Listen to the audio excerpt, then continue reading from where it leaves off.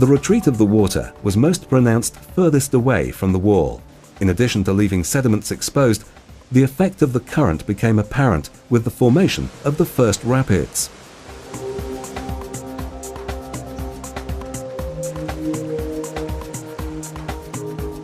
However, the depth of the water in the area close to the wall was still considerable, and it would be necessary to use the debris created by the demolition to ensure the passage of the machinery while working.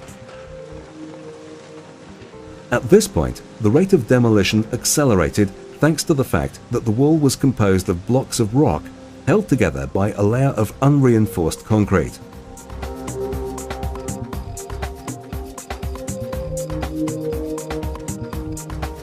With care, the blocks were removed and placed on the upper section of the dam in order to move forwards. A further advantage of this procedure was that it minimized the amount of material falling into the pool, which would have to be retrieved later. As progress was made on the wall, the level of the water gradually lowered, causing the river to flow faster, lifting and transporting the sediments which helped to fill the deepest part of the pool.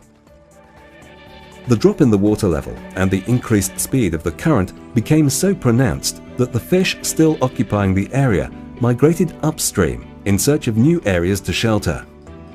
It was envisaged that shortly after removal of the dam, the entire area would regain its natural state and aquatic fauna would recolonize the new rapids which emerged as a result of removing the wall.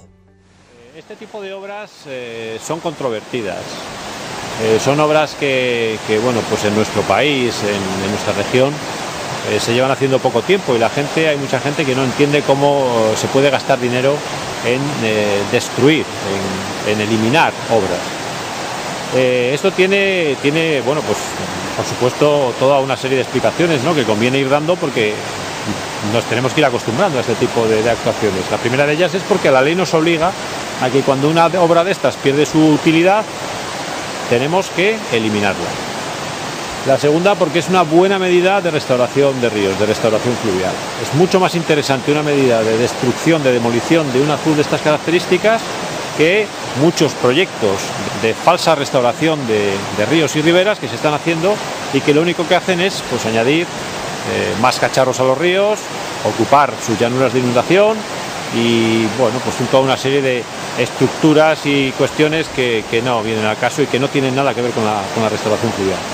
Y luego, por otra parte, tenemos que darnos cuenta de que nosotros somos un país que jugamos en Liga Internacional y que formamos parte de la Unión Europea. Este tipo de actuaciones aquí pues llevan haciéndose pocos años. La verdad es que nosotros empezamos con la primera demolición en la cuenca del Duero hará 5 o 6 años. Bien, en algunos países de nuestro entorno más inmediato se llevan haciendo este tipo de actuaciones hace 20 años.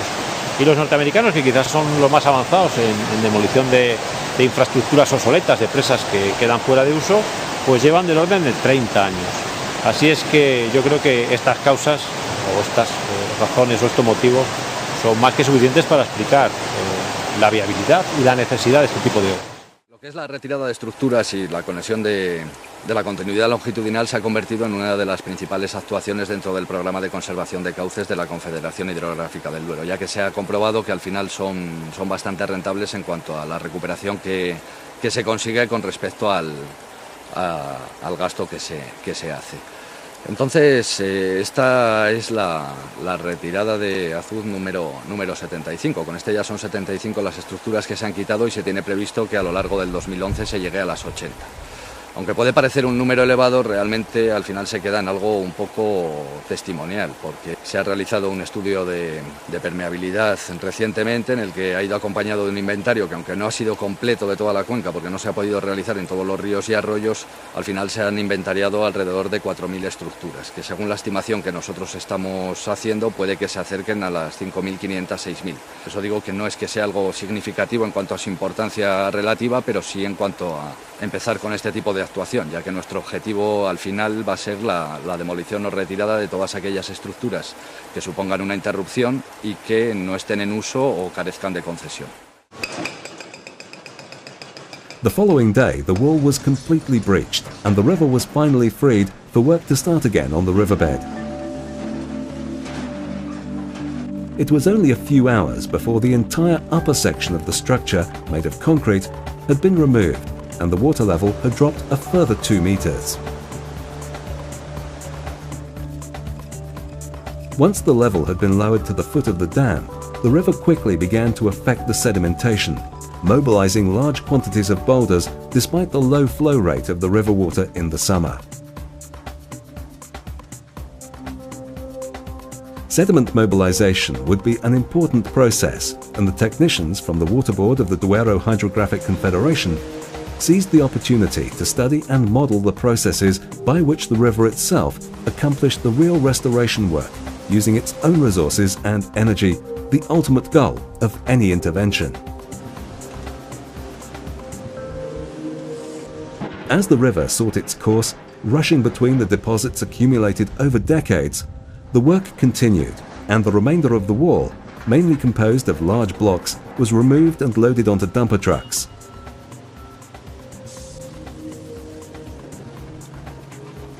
In only 2 days, after definitively lowering the water level in the reservoir, all remains had been removed, including the concrete foundations on which the entire structure had rested.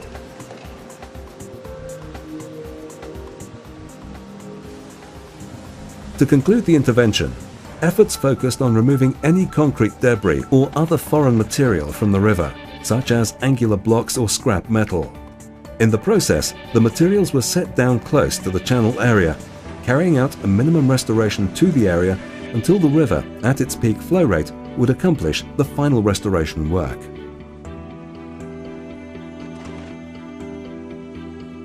Lastly, the foundations of the channel were demolished and the materials removed.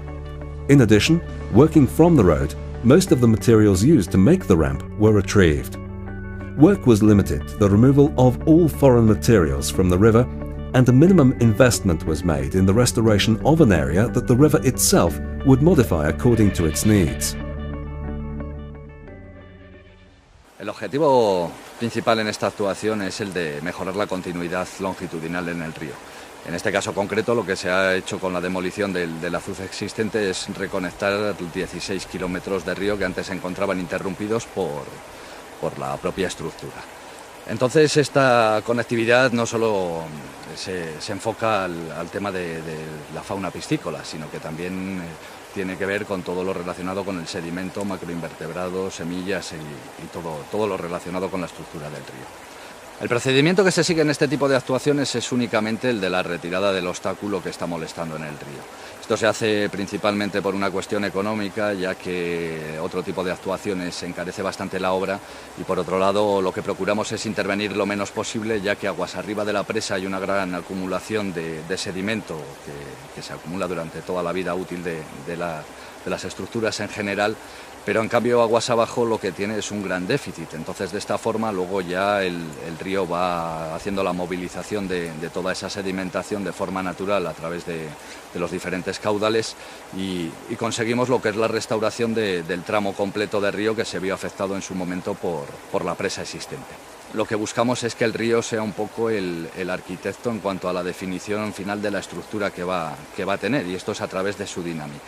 Teniendo en cuenta que cuando se hacen otro tipo de actuaciones fuera de lo que es la propia retirada y que lo que se pretende es acelerar procesos naturales, lo único que se consigue es que estas actuaciones se puedan ver arruinadas por no tener claros cuáles van a ser los componentes con los que va a manejarse el río, con además una particularidad, que generalmente lo que da es una sensación de fracaso en cuanto a la actuación cuando el objetivo principal está cumplido, que es el de la conectividad.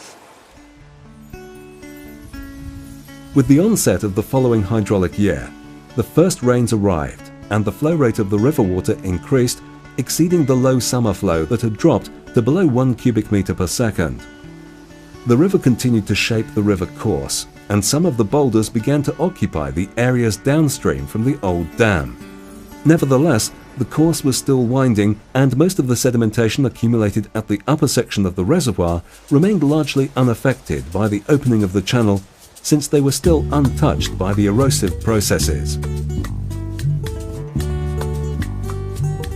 Subsequently, an increase in the river water flow, with peaks that did not exceed 20% of the ordinary flow rate, initiated the process of transporting large amounts of sediment, which, within 12 hours, had been relocated to the lower stretches of the section concerned, characterized by a marked deficit in sedimentation.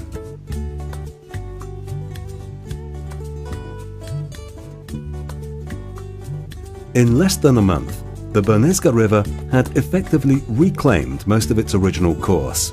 Over the following hydraulic year, the evolution of the area will be monitored in order to extract information about the natural regeneration processes of the Brnezga River and extrapolate it to other environmental restoration interventions envisaged by the Water Board of the Duero Hydrographic Confederation.